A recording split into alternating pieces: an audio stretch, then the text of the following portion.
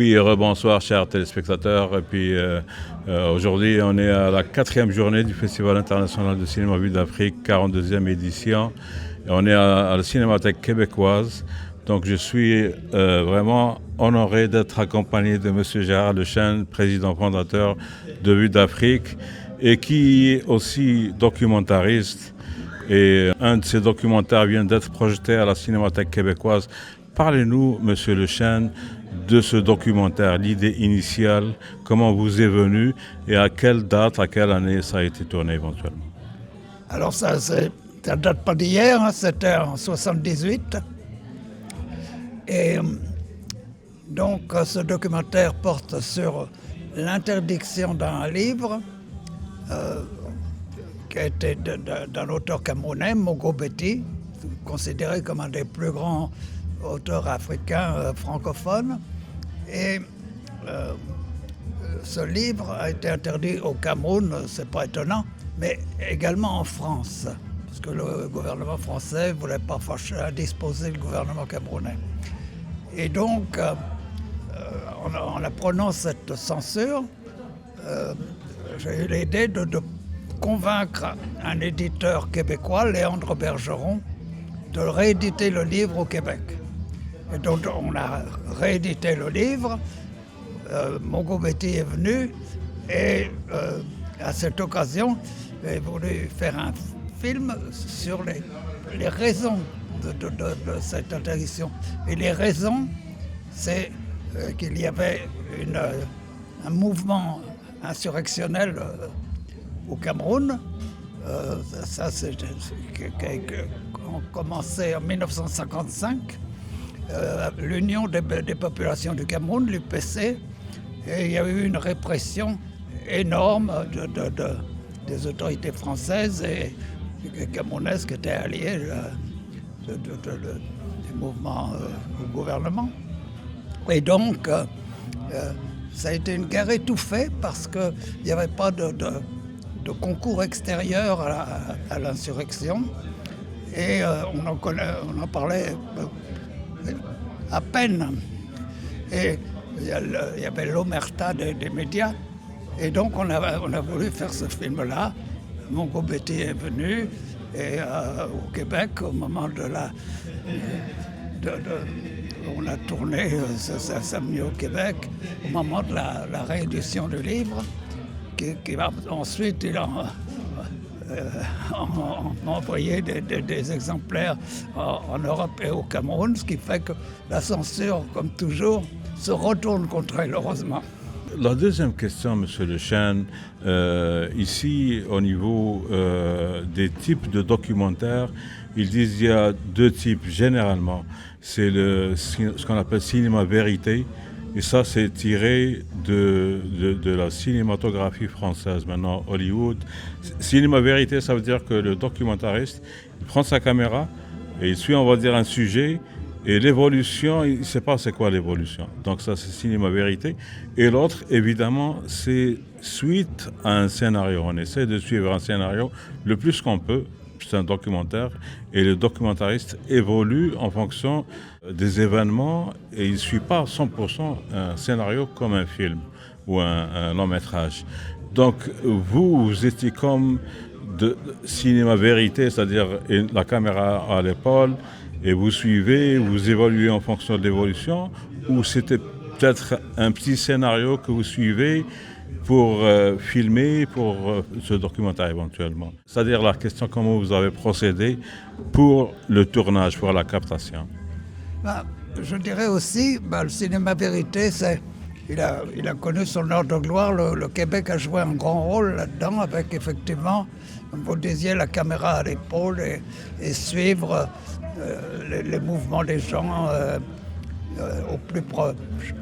Donc c'est moins statique qu'avec les caméras lourdes traditionnelles. Mais ce qui conditionne vraiment beaucoup les choses, c'est le sujet. C'est sûr que si on fait un film animalier, on peut être sur trépied et puis c'est l'animal qui bouge, c'est pas la caméra, le caméraman. Mais si on fait un film comme par exemple Contre-censure dont on parlait, il ne peut pas y avoir beaucoup de scénarios écrits à l'avance parce qu'on ne sait pas ce qui va se passer. On va sur place et on cherche à voler des images, à voler des entrevues quand c'est possible. C'est-à-dire si on avait un scénario planifié, on se casserait forcément la figure. Et puis il y a beaucoup de recherches aussi dans le film parce qu'il y a à la fois ce qu'on voit, ce qu'on dit, mais pour mettre dans le contexte, il faut, si possible, expliquer les choses. Et en ce qui me concerne, en tout cas, un certain nombre de documentaristes, c'est beaucoup l'emploi de bandes d'actualité.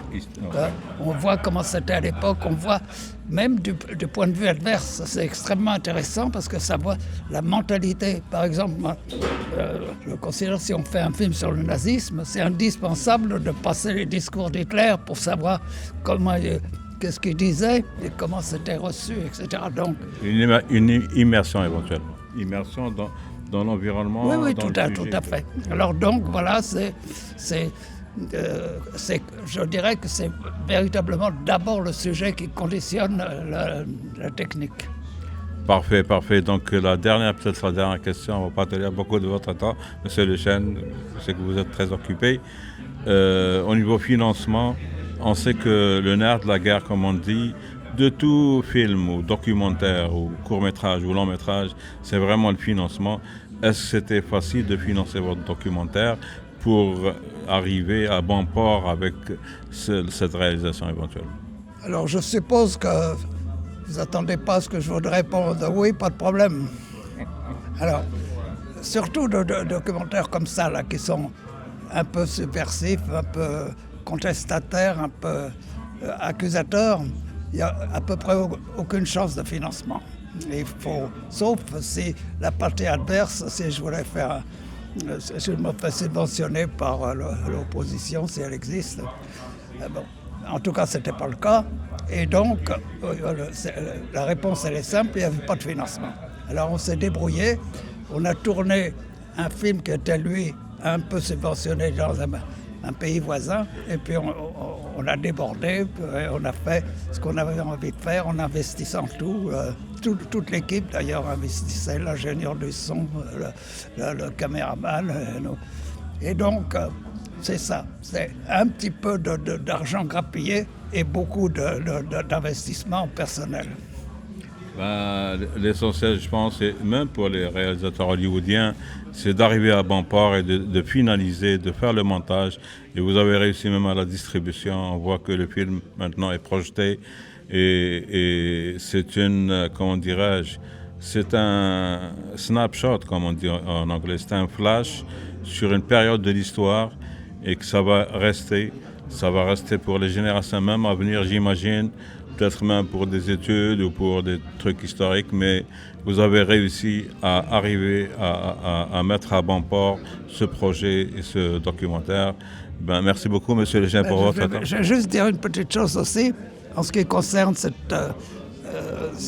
moment de l'histoire du Cameroun, c'est qu'il n'y a pas très longtemps, en 2022, le président français Macron est allé au Cameroun. Et avant toute les pressions, il a dit qu'il va y avoir une commission mixte franco-camerounaise sur cette période-là pour essayer d'élucider, de rétablir les faits. Et l'année dernière, en 2025, le rapport a été remis par le président Macron au président camerounais Biya. Donc il y a un an.